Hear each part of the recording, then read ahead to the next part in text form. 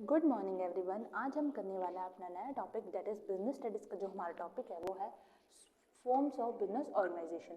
कि हमारे business organisation की किस तरह की फॉर्म्स है और क्या क्या हमारी फॉर्म्स रहेंगी।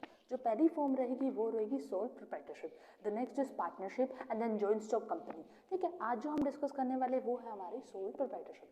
तो सोल प्रोप्राइटरशिप की अगर हम मीनिंग की बात करें तो वो है sole proprietorship is a business concern owned and operated by one person. Means कि ये जो बिजनेस ऑर्गेनाइजेशन की जो टाइप है इसमें सिर्फ और सिर्फ एक पर्सन का रोल ही इंपॉर्टेंट रहता है। सिर्फ एक ही जो पर्सन है वो मैनेज कर रहा है, कंट्रोलिंग कर रहा है। तो बेसिकली फंक्शन जो है परफॉर्म किए जा रहे हैं ओनली द सोल पर्सन।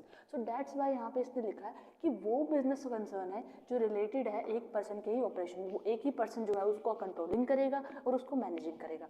बात करें इसके फीचर्स की तो इसके कुछ फीचर्स हैं। फीचर्स के सबसे पहला है सिंगल ओनरशिप। सिंगल ओनरशिप का मतलब क्या है? ऑब्वियसली जब एक ही पर्सन है जिसने उसमें फंड लगाना है, जिसने उसको मैनेज करना है, तो ओनरशिप भी उसी सिंगल पर्सन की है। तो that's why the first point is single ownership. इसमें आप ये लिख सकते हैं क्योंकि only the one person is जो फंड को इन्वेस्ट कर रहा है, जो कंट्रोलिंग कर रहा है, तो दैट्स वाई उसकी ओनरशिप भी क्या रहेगी? सिंगल रहेगी। The next point is one man control. Obviously जब पर्सन ही वो है जिसने मैनेजिंग भी उसने करी तो कंट्रोलिंग भी उसी की रहेगी। तो वही जो सेम पर्सन है उसी ने ही कंट्रोल करना। दैट्स वाई इसका फीचर क्या है? One man control.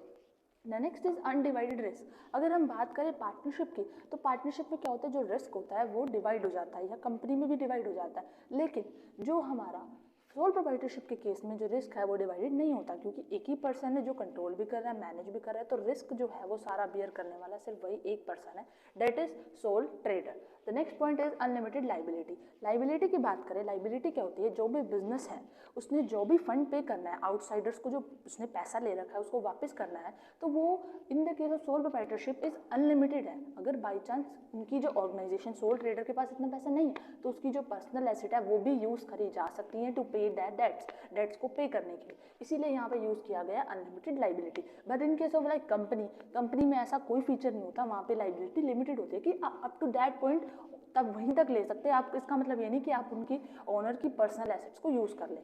Next is no separate entity. Yes, हमने अभी पहले बात करी है कि सेपरेट एंटिटी क्या होती है कि जो हमारा बिजनेस है, एक है हमारा बिजनेस, एक है हमारा बिजनेसमैन। तो बिजनेस और बिजनेसमैन की दोनों की सेपरेट एंटिटी होती है in the case of company. But in the case of sole proprietorship there is no separate entity between the business and businessman. Means business and businessman is same. ठीक है, in the case of sole proprietorship मतलब अगर business को कोई loss होगा तो businessman से भी रिकवर किया जा सकता है। उसकी पर्सनल एसेट को बेच के वो लॉस रिकवर कर सकते हैं। इसीलिए यहाँ पे फीचर है there is no separate entity.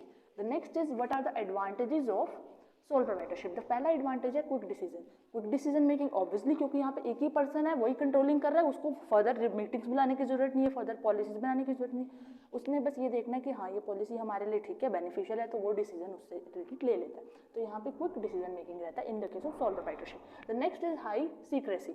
High secrecy का मतलब क्या है? अब यहाँ पे ओनली वन मैन कंट्रोल है, उसको किसी से डिस्कस नहीं करना।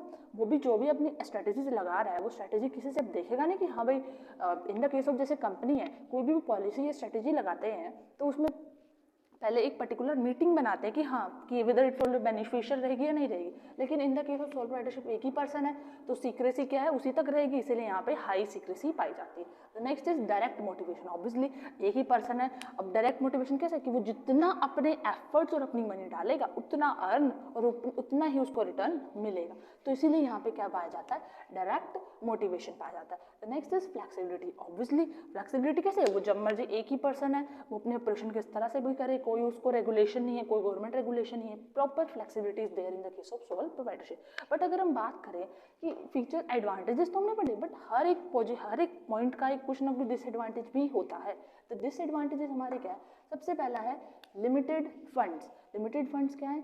कि जो भी हमारा सोल ट्रेडर है वो एक ही पर्सन है। अब एक पर्सन के पास कितना ही फंड होगा लगाने के लिए, तो यहाँ पे क्या पाया जाता है? सबसे ज़्यादा लिमिटेड फंड पाए जाते हैं। कि फंड्स जो है एक पर्सन के को, अगर बात करें कंपनी में क्या शेयर होल्डर्स होते हैं, बहुत सारे पर्सन होते हैं, तो इस तरह से फंड्स की वहाँ पे लिमिटेड नहीं होता। लेकिन यहाँ पे सोल ट्रेडर है, ठीक है, तो यहाँ पे फंड्स क्या हो जाते हैं? लिमिटेड हो जाते हैं, जो इसका एक डिसएडवांटेज है। तो नेक्स्ट है लिमिटेड स्किल्स। ऑब्वियसली उस एक पर्सन के पास लिमिटेड स्किल ही है, कि एक पर्सन के पास लिमिटेड मैनेजर स्किल्स ही होती है, क्योंकि वही है जिसने कंट्रोलिंग करनी है, मैनेजिंग करनी है, तो उसकी स्किल्स क्या है, एक ही पर्सन तक तो लिमिटेड ही है। लेकिन इन द केस ऑफ कंपनी अगर हम बात करें वहाँ पे लिमिटेड नहीं है, तो ये भी इस तरह की क्या है डिसएडवांटेज हो सकती है, जिसके कारण ग्रोथ नहीं हो पाती है। Next is unlimited liability. Unlimited liability obviously अब एक पर्सन की पर्सनल एसेट भी चली जाए लॉस को रिकवर करने के लिए, तो ये तो उसके लिए लॉस ही है, एक डिसएडवांटेज ही है ये ऐसा बिजनेस ऑर्गेनाइजेशन को स्टार्ट करने का, तो ये भी इसकी क्या एक तरह से disadvantage. Next is uncertain life. अब वही पर्सन की डेथ हो जाए, बिजनेस इज क्लोज, बिजनेस बंद हो जाएगा, तो ये क्या है लाइफ भी यहाँ पे क्या अनसर्टेन रहती है इस ऑर्गेनाइजेशन की life. So these are basically all about the sole proprietorship. Next type of organisation we will discuss on the next video. Thank you.